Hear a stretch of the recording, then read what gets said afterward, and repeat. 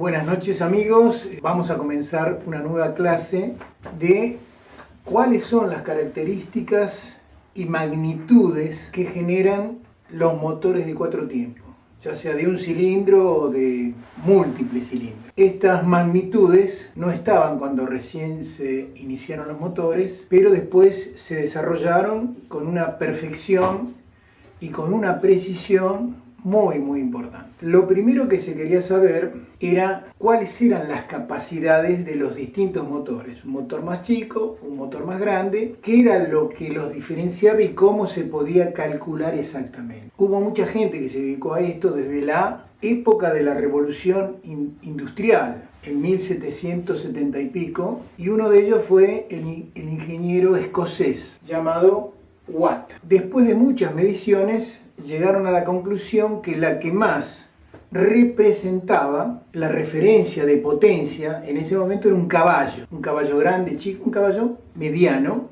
que tenía que reunir ciertas características. Y decían que si un caballo, que era la representación, tenía la capacidad de levantar 75 kilos a 1 metro de distancia, 1 metro, en 1 segundo, esa iba a ser la unidad de medida de la potencia. Es decir, que un HP, acá deberíamos ver un caballo tirando de esta cuerda hacia aquel sentido. Y bueno, si en 1 segundo levantaba 1 metro a estos 75 kilos, esa máquina tenía la potencia de un caballo de fuerza. Entonces, HP, en inglés horsepower,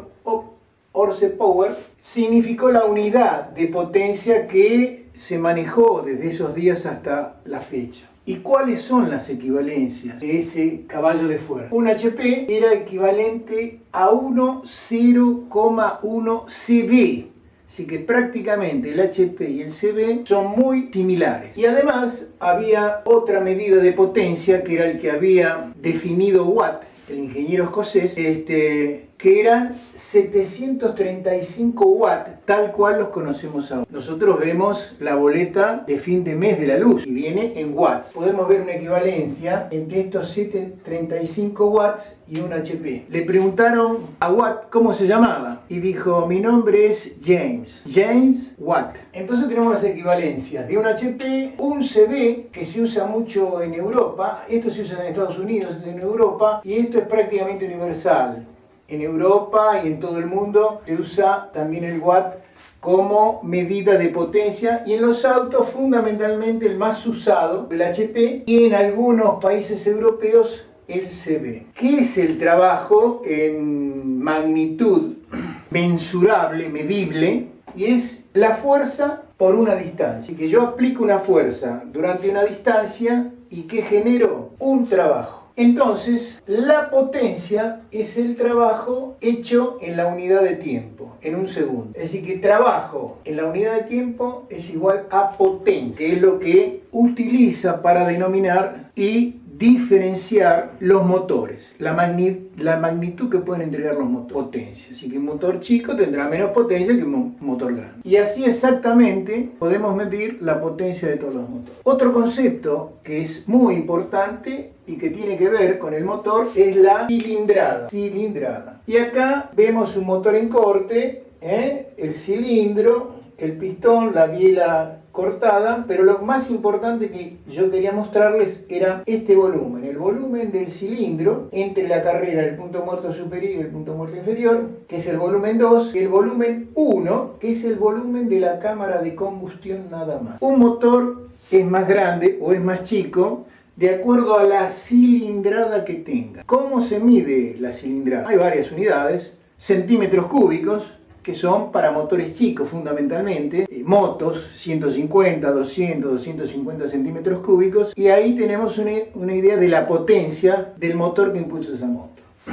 Bien, después tenemos motores que también pueden estar expresados en centímetros cúbicos o en litros. El motor de 1 litro, 1000 centímetros cúbicos, y un cilindro de 2 litros, obviamente 2 litros de cilindrada. ¿Qué es la cilindrada? Es el volumen del cilindro entre la carrera, entre el punto muerto superior y el punto muerto inferior, más el volumen de la cámara de combustión. Esta es la cilindrada de este motor. Si yo tengo varios cilindros, multiplico por el número de cilindros y tengo la cilindrada total del motor, que me va a dar una idea bastante terminada de la potencia que es capaz de desarrollar. Otras de las magnitudes que se sacan o que se desprenden de los motores y que forman una característica del motor, si el motor es muy comprimido o no, o poco comprimido, y es la misma relación, volvemos, el volumen 1, que es acá, el volumen 2, sumados, ¿cuántas veces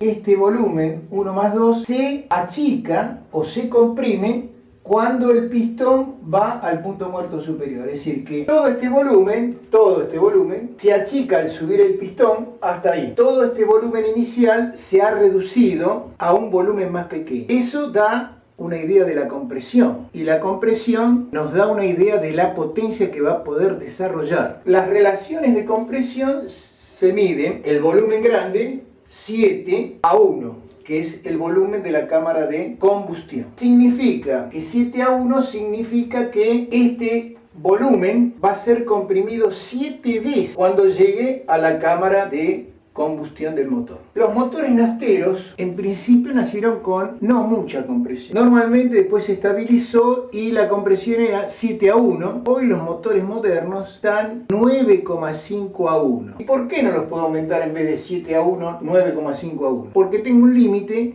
que después vamos a ver que es la detonación, el pistoneo que se llama, o comúnmente se lo conoce por ese nombre. Esta compresión 7:1 o 10:1, 9,5:1, que es la que más se utiliza, tiene que ver con el combustible, con la explosividad del combustible, con la capacidad de aguantar compresión, porque si yo comprimo demasiado un combustible sin acercarle la chispa para que haga la explosión, se produce una explosión espontánea llamada pistoneo. Es decir, que el combustible tiene como capacidad el hecho de poder aguantar cierta presión. Si yo le doy más compresión para la cual está programado o probado, nos va a hacer una detonación. Entonces, no cualquier combustible puede ser comprimido. Por eso, en la antigüedad, la relación de compresión era 7:1 la más usada. ¿Por qué? Porque las gasolinas,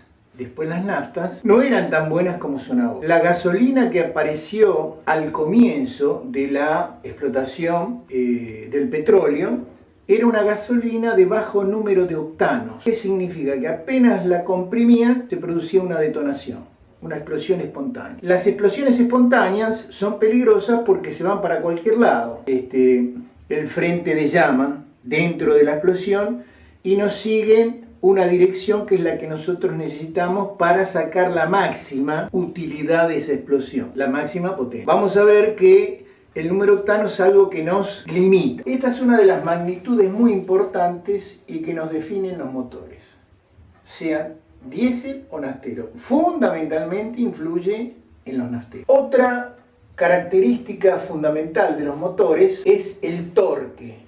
¿Qué es el torque? El torque es, como acá lo dice, un momento torsor.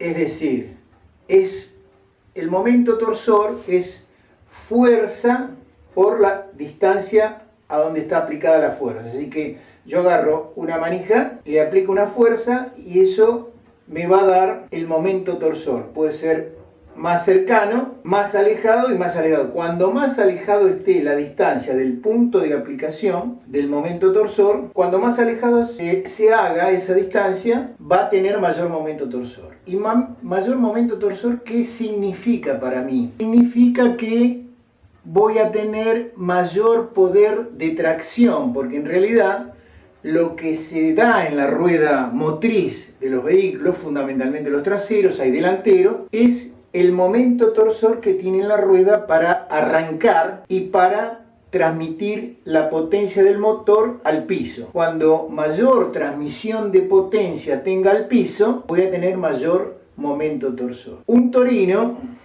por decir un vehículo conocido, tenía 13 kilográmetros. Es 13, se aplicaba 1 kilo y una distancia de 13 metros. Entonces, 1 kilo por 13 metros eran 13 kilográmetros. Fíjense, 13 metros de un brazo de palanca, lo que sería. significa que ya arriba de los 7-8 kilográmetros es una potencia muy importante. Bien, vamos a hablar por último el fenómeno de la detonación. La detonación, como ya habíamos dicho, es un límite que nos permite comprimir a las naftas con el aire dentro del cilindro del motor. ¿Qué pasa si lo comprimo de más? Explota solo. Y ese ruido que uno va a sentir en el motor cuando, por ejemplo, uno venga a baja velocidad, a 20 km por hora, 30, y yo voy en tercera y lo piso, entonces ¿qué va a pasar? Se va a llenar cuando la mezcla aire y nafta quiera reaccionar, va a llenarse tanto el cilindro, porque abrí para acelerar y no acelero, se va a ver un llenado de cilindro bastante mayor y eso va a hacer que la mezcla detone. ¿Cómo me doy cuenta que detone? Porque es un ruido metálico como si alguien con un martillito fuera pegando en cada uno de los cilindros dentro del pistón. La detonación con el tiempo deteriora el motor. Entonces, por eso los motores tienen que estar bien puesta a punto, que es un tema que vamos a tocar más adelante. Todavía tenemos muchos temas para ver. Entonces, si el motor está puesto a punto, es decir, no está muy adelantado, el poder de número de octanos que tiene mi combustible es el adecuado, entonces no voy a tener problemas en acelerar, el motor va a salir un poco lentamente porque vengo a baja velocidad y no va a haber pistoneo. Se han roto muchos motores en la antigüedad, fundamentalmente, que no se sabía qué era la detonación. Entonces, la detonación es dentro de la cámara de combustión cuando se produce la explosión, parte se produce por el sistema de la chispa. La chispa hace combustionar a la mezcla, entonces la mezcla avanza y esta mezcla que está fresca y sin quemar, se viene quemando el frente de llama, esta mezcla sigue comprimiendo la mezcla que está sin quemar y la hace detonar por sí sola. Es decir, que la compresión del pistón, la compresión del frente de llama dentro de la cámara de combustión en el momento de máxima compresión, comprimen más la mezcla que está sin combustionar. Todo es fracción de segundos. Entonces, esa última parte detona, se prende sola sin que le alcance el frente de llama. Esa detonación también es una característica de los motores a combustión interna que utilizan nafta y es uno de los límites que vamos a ver posiblemente un poquito con más detenimiento en algún otro momento porque es causa de deterioro del motor. Todo eso y algunas cosas más que tienen que ver con las magnitudes que nos entregan los motores lo vamos a ver en el próximo video.